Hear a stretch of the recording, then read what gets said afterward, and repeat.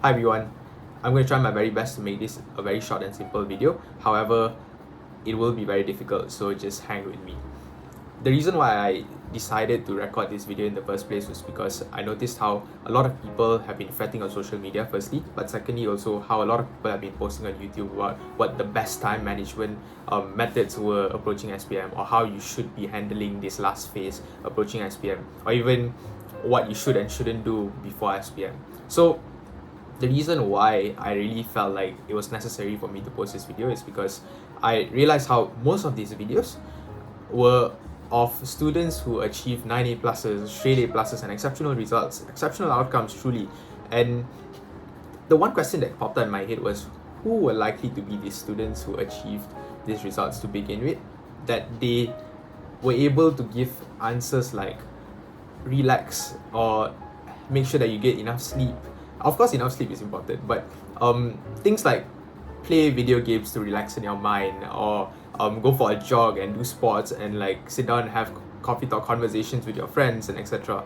So these are answers that made me feel like maybe the people giving their opinion in this case were students who were already very much prepared for SPM even before SPM approached. These were students who were so exceptional that they could afford to give those answers. But ask yourselves, are you prepared enough to even relax and have some 10 hours sleep schedule, chill out with your friends, have coffee shop conversations, or even play Valorant until 2 a.m. just because it relaxes your mind?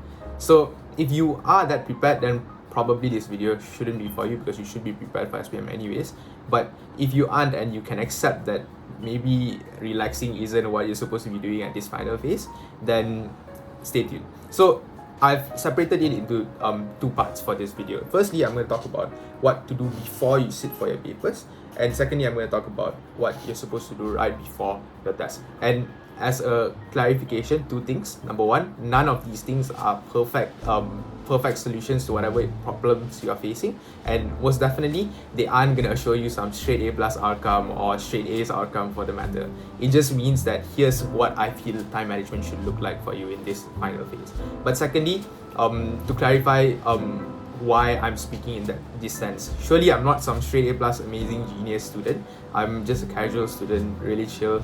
I didn't do too bad for my SPM, so that's something that I can assure you with. So let's get into it. When I mentioned the last 1 week, what I meant by it was that right before you approach your SPM exams, so in this final 1 week, what are you supposed to be doing in terms of revising your subjects? And I don't just mean specifically any one subject, but all. So the first thing you have to do is run through your syllabus. What do I mean by running through your syllabus? I mean, make sure that you take your workbooks, like your, not workbooks per se only, but your reference books like Success or Focus or whatsoever, even Nexus. Look at your index pages and have a look at every single subtopic. It's the subtopics that matter. Make sure that you understand everything and you've covered everything. Sit down with a friend or even alone if you must, and have a look at every single subtopic. Ask yourself whether you truly understand that subtopic in your head. And I'm just talking about understanding, not even memorizing just yet. So once you can assure yourself that everything in bio you've already understood, or everything in chemistry, or even in economics, if you can assure yourself that you've understood all of those things, then move on to having conversations with your friends. So whenever you have conversations with your friends, that's when you realize what you've missed out. Because for an example, bio was a subject that was really difficult for me while I was doing SPM, and conversations were the ones that reminded me of things that I usually got wrong for my examinations, whether objective or subjective. So when I spoke to my friends, that was when I was reminded of what I was supposed to memorize. And speaking of the word memorize, it very conveniently leads me to my third point. Memorizing itself is the system that our Malaysian is the concept that our Malaysian education system applies in the whole of it. So although it doesn't sound effective, or it isn't something that is per se good, memorizing is the only way that you can probably get through SPM, because that's just how it is. And yeah, rote learning isn't something that is effective, but if you want to score good grades for SPM, you have to memorize, and that's just a bit the fact we all Malaysians have to accept. So when it comes to memorizing, what I personally did, and a lot of my friends who also followed, did was they made something called an OP list. I called it an OP list because I was a geeky boy who used OP for overpowered. I just wanted to motivate myself whenever I had the OP list. I would write down whatever I needed to memorize, meaning for bio, every single step or process in whatever bio subtopic that was, I would write it all down in full detail, and I'll make sure that I had this tiny, not really tiny, but A4 booklet of every single step. Whenever I had the time, I'll just flip through it and read it all. Of course, you cannot be writing notes right now because it's the final phase, so print it out or whatsoever because you are at home anyways and it's MCO. So make sure that you utilize all of this approaching your exams 1 week before itself. But right before the test, which is the second part of the video we are moving into right now, the really important thing you have to understand is how right before the test you cannot memorize anything anyways. Surely you would have some rumors about some kind of leak. Most probably it's not going to be true because leaks never work out anyways, and that's something you have to accept. So whenever you are going into the exam hall, what I personally was really appreciative of was my history teacher and how he used to make huge cheers and how he would make all of us sing the badge song, because KYS had a badge song and we would all sing it really passionately. And although a lot of teachers made fun of him for it, it was one of the biggest reasons why a lot of us walked into that exam hall really confidently. But of course, I don't expect you to come up with a badge song and sing it before entering the exam hall if you didn't have one already. What I would suggest is do something that boosts up your confidence.